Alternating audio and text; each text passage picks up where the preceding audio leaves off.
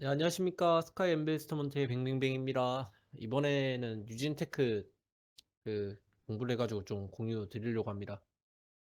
목차는 이렇게 되고요.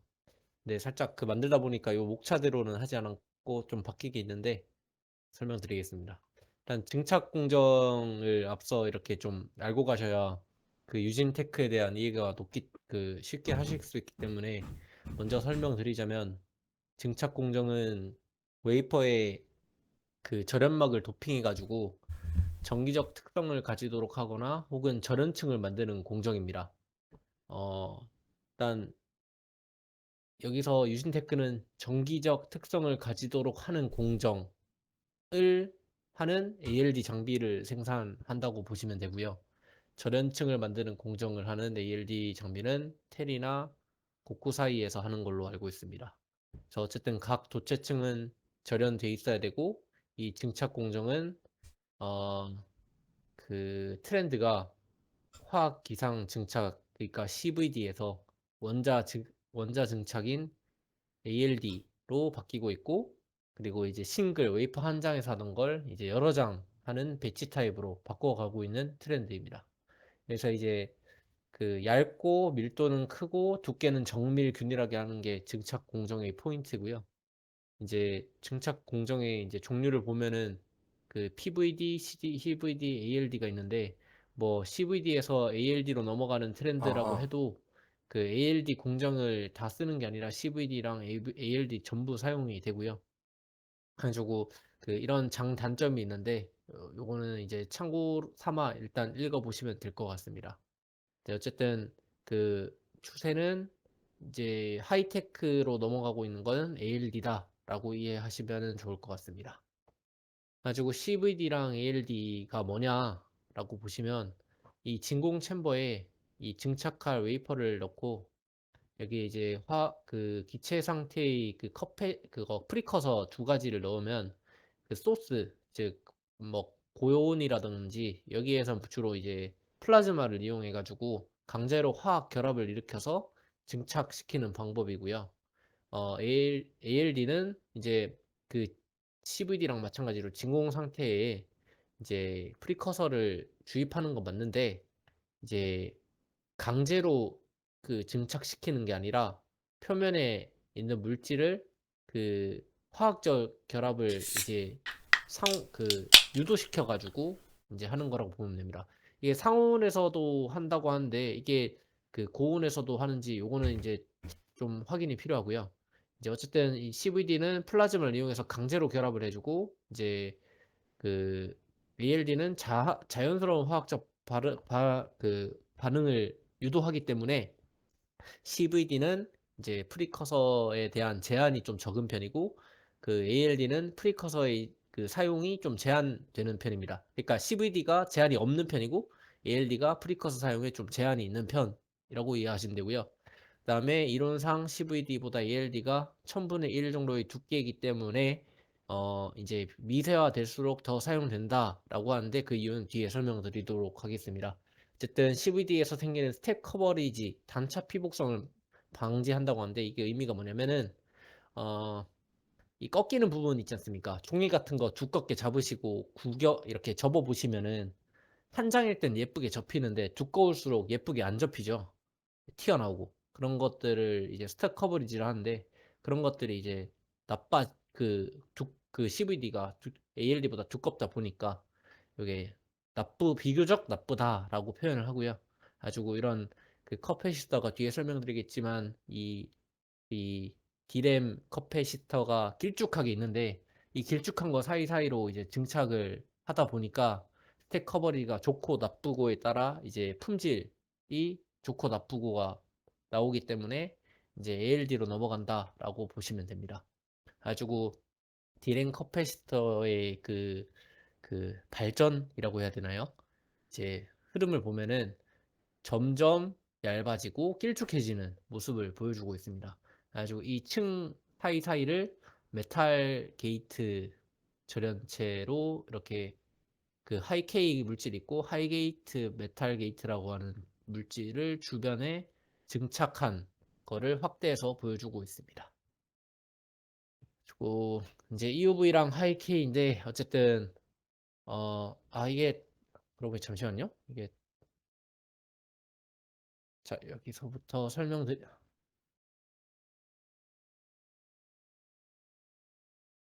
어, 그래서 일단 설명드리자면은 어쨌든 반도체는 미세화를 통해서 직접도를 높여가지고 성능과 효율을 높여왔는데 이제 D램은 이제 저항을 그러니까 커패시턴스 제가 표현을 이거 잘못한 걸 수도 있어요. 어쨌든 이 정전 용량 효율을 지키기 위해서는 이 음극과 양극 사이의 간격이 멀어지고 면적이 넓어질수록 용량이 많아지는데 좁아지고였나? 어쨌든 이 면적 요 사이랑 그 면적이 길어지고 이 사이에 이제 강한 끌어당기는 힘을 강하게 줄수록 좀 더 효율이 좋아지거든요. 거리가 짧을수록이네요. 그러면 거리가 짧을수록 효율이 좋아지는데 이게 그 뒤에서 설명드리겠지만 이 사이를 나중에 이제 이 유전율이 나빠버리면 그 유전율이 좋아버리면 전자가 이 절연체를 뛰어넘어 버린 현상이 나는데 그거를 방지하는 물질이 하이케이라 보시면 됩니다. 이게 일단 뒤에 좀 천천히 설명드릴게요. 또 어쨌든 이 효율을 유지하기 위해서 길쭉해졌다라고 일단 이해하시면 되고요. 가지고 여기 보시면 이거는 이미지상 그냥 이렇게 됐구나 참고하시라고 첨부했습니다. 가지고 어쨌든 이 디램이 간격을 줄이기 위해서는 EUV를 쓰거나 새로운 소재를 쓰거나 어쨌든 구조를 바꾸거나 뭐 이렇게 하는데 어쨌든 이 구조가 복잡해질수록 이 스택 커버리가 좋은 ALD가 유리하다라고 이해하시면 되겠습니다. 가지고 이제 넘어가면은 D램으로의 구조 변화가 어쨌든 이 ALD 증착을 불러일으킨다 이렇게 이해하시면 될 것 같고요. 가지고 일단 D램의 간격을 줄이기와 방안으로 미세화가 이 간격을 아까 설명드렸다시피 유전율을 좋게 하기 위해서 길쭉해지고 간격을 줄어들었는데 이 간격을 줄였기 때문에 미세화가 발전을 했고요. 근데 기존의 노광 장비인 ARF 이게 뭐였지? 어쨌든 ARF 노광 장비를 사용할 경우에 이게 한 번 째가지고 자른 게 아니라 이제 두 번, 네 번 이렇게 멀티 패터닝, 쿼드 패터닝을 통해 가지고 미세화를 계속 실현을 했고요.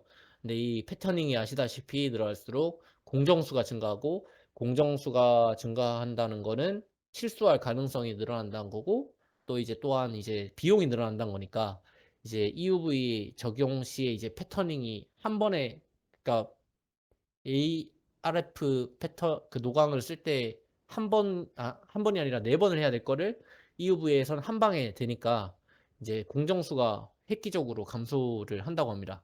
그래서 이제 D램 기준으로 30%, EUV 적용 시 스텝 수 그러니까 이 30%는 공정 기준이 30%고 스텝 수는 이제 이 공정을 이게 몇 번 그 넘어가냐 뭐 이런 거 차이가 있는 것 같더라고요. 이 스텝수 감소가 70%까지 줄어든다라고 하는데 이제 실제로 어느 정도 되는지는 제가 어깨 그쪽이 아니라 가지고 좀 지켜봐야 될 것 같아요.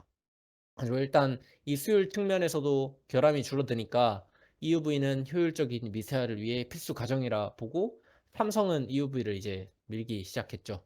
가지고 일단 미세하게 깎는 건 되는데 이제 필요한 게 이제 미세한 커패시터도 만들어야 되잖아요. 근데 커패시터가 집적도가 낮을 때는 두께가 두꺼도 이제 뭐 전자가 통과하지 않으니까 괜찮았는데 유전율이 이제 그 높다는 게 이제 유전율이 이제 높은 물질을 써야 이제 더 얇게 만들 수 있게 된 거예요. 그러니까 전기가 통하지 않는 절연체가 어, 음극이랑 플러스 극이랑 이렇게 사이에 한 물질을 두고 전자가 있는데 이게 전자가 통과를 안 해야 되는데 그 기존 물질인 SiO2 절연체는 이 미세화되니까 전자가 통과를 해버리는 거죠. 그래가지고 이 누전을 막기 위해서 하이K 물질이라는 걸 쓰게 됐고 이 소재를 증착하기 위해서 쓰이는 증착 방식이 ALD고 이 하이K랑 어, 로우 K 구분은 이건 참고로 읽어보시면 되는데 아시다시피 하이K는 SiO2 기존 물질을 쓰던 거 기준으로 높으면 하이K, 낮으면 로우 K라는데 로우 K는 결국 유전율이 좋다는 물질입니다.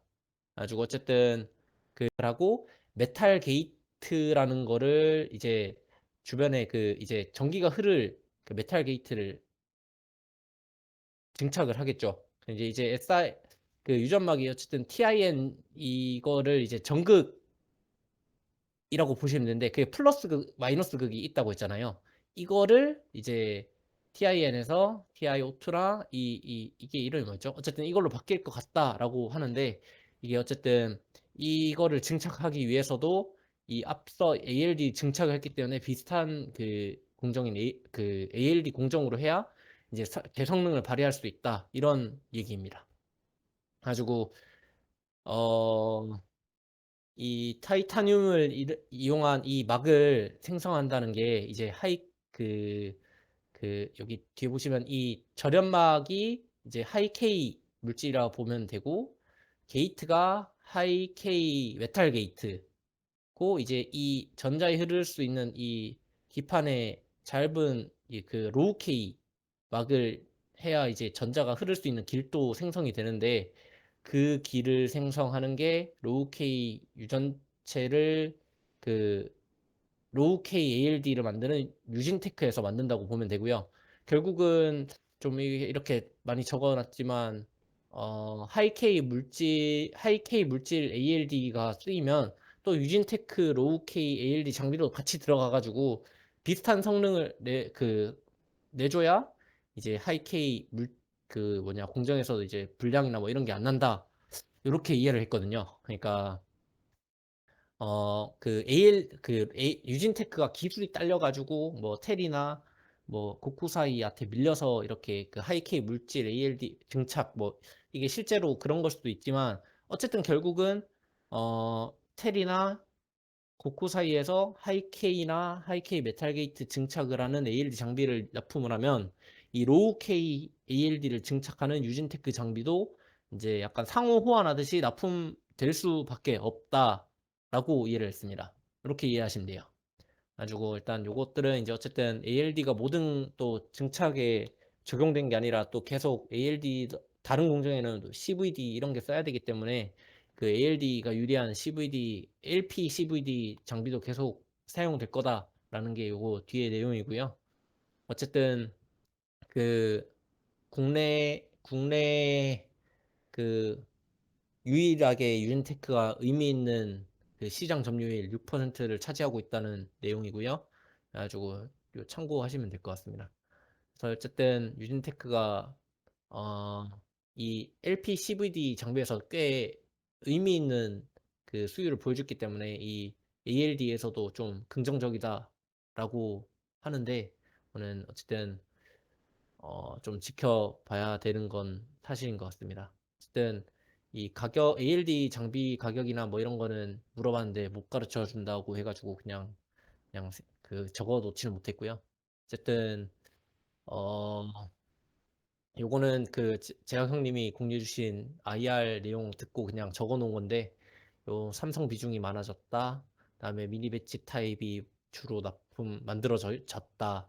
그다음에 이제 ALD 장비는 로우 K인 실리콘 나이트라이드 증착 과정 하는 과정에 사용되는 걸로 추정된다. 요거는 기사에서 봤나 요 기억이 잘 안 납니다. 어쨌든 그 이런 내용들입니다. 그리고 뭐 이런 장비들이 있고 이 로우 K 맞네요. 이 SiO5 요 장비 증착한 데 쓰인다. D램에서는 TIN 증착한 데 쓰인다라는 게 내용이고요. 그리고 어쨌든 재무적으로 체크를 해보면은 요거는 엑셀 시트 보는 게 더 나을 것 같아서 열어보겠습니다. 그리고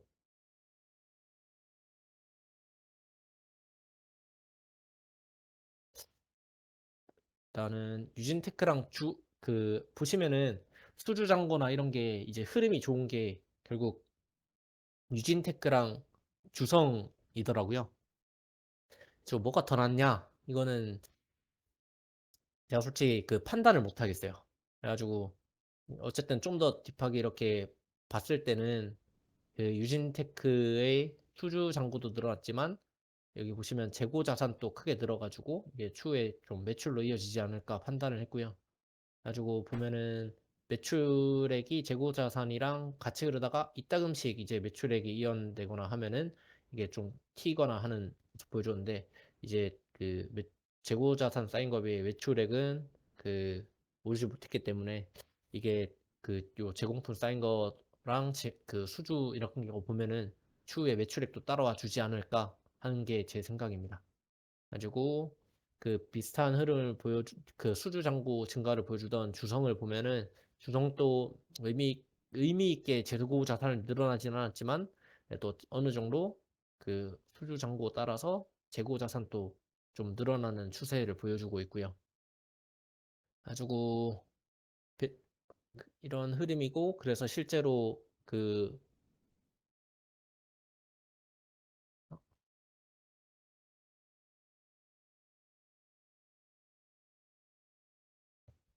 아, 실제로 여기 제공품 보시면은 재고자산 중 이 부분을 보시면은 제공품이 전기 그러니까 작년 말에 거의 없던 게 제공품이 엄청 많이 쌓였거든요. 근데 얘네들이 바보도 아니고 제공품이 이렇게 쌓였는데 원재료를 그렇게 계속 구매할 리는 없기 때문에 이게 팔릴 제품이다 보고 계속 이제 쟁겨두고 있는 것 같습니다. 가지고 어쨌든 유진테크의 생산 대수는 이렇고요. 어, 앞서 이건 보여드렸고 가지고 이거는 주성의 이제 흐름이고요. 그다음에 주성도 제공품이나 뭐 이런 게 늘어나는 모습 보여주고 있습니다. 자, 그래가지고 일단 비교를 해보자면 일단 유진테크는 ALD가 좀 더 이게 뭐냐 삼성에서도 좀 매출이 나온 걸로 봐서 삼성에서 매출이 나온 거 봐서 좀 주성과는 좀 다른 점이 이제 삼성에서도 납품을 하기 때문에 좀 긍정적이고요. 주성은 이제 유진테크처럼 삼성에 납품 못하지만 중국 쪽으로도 꽤 납품을 하고 있고 이제 디스플레이 쪽도 하고 있기 때문에 뭐가 이게 더 좋다, 나쁘다라고 따지기엔 좀 어려울 것 같습니다. 그리고 이제 주성도 이제 LD플 ALD 쪽 장비도 이제 개발해가지고 납품할 예정이라고 하니까 여기에 이제 뭐가 더 좀 탑픽이다 하는 건 좀 따지기 힘들 것 같더라고요.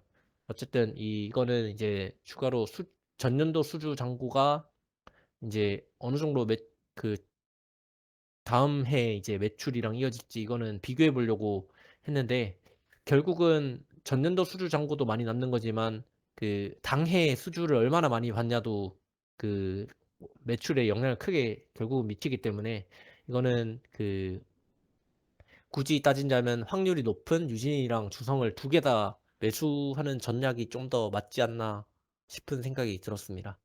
그래가지고 지금 현재 시총이 많이 올랐는데 그래도 이 유진테크가 ALD 장비 납품을 좀 더 이렇게 점유율 나가고 이게 로우테크라고 해가지고 기술이 딸린다 뭐 이런 개념은 아니기 때문에 삼성에서 이 하이K 증착을 많이 쓰면 쓸수록 유진 또 수주를 많이 받을 수밖에 없다라고 보시면 될 것 같습니다. 그래서 전방을 좀 유심히 체크를 해봐야 될 것 같아요. 그래, 일단 이상입니다.